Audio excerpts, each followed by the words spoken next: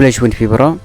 Kene kalau kajing tip nam ta kitu kiba apply nam ta ka post follower ba ka treat test ka tarik nam ta ka treat test 8 mi te katkum kajing tip na po ka Meghalaya Police katkum kene notice ba ya ka treat test for the post of follower in both eastern range kene Shillong with effect from 16 January 2023 and western range that is in Garo Hill is 23 January 2023.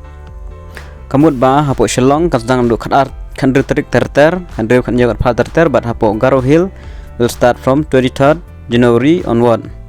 Te namta ki kerteng bat ki tarik ba pidi banyo ban appear namta ka treat test sa check napo ka website jaga Meghalaya Police website www.megpolice.gov.in la upload hang tu yaki kerteng jong ki bade ban appear namta ka treat test.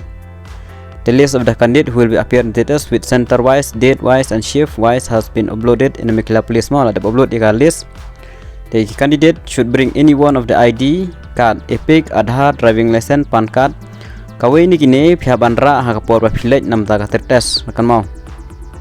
The candidate should bring also their training certificate, experience certificate, any of the three opted for. The lada pihak don ni ki experience certificate, training certificate. Pihak bandara mo nam ta ka treat ba pi di apply nam la galai barbar na de gino tik ba apply pi don certificate sara hakatu kasi kapor belek ka test. Te sa check gi kerteng yu pi hapo ka website mo la don ngan pen imta kumno one page. When you go to the Meghalaya Police website, te mdala pila lek sayok kumne mo recruitment notice regarding test for the post of follower. Klik hang tu Endala klik hang tu pada pin sayo yakine ki kerteng mo list of candidate test Shillong, list of candidate test Tura. The Shillong, you can click Shillong, download. After download, then you can see the name. Pila bani kerteng nyopi ba ingne khan rew tarik senang khandai baji terter mo khan rew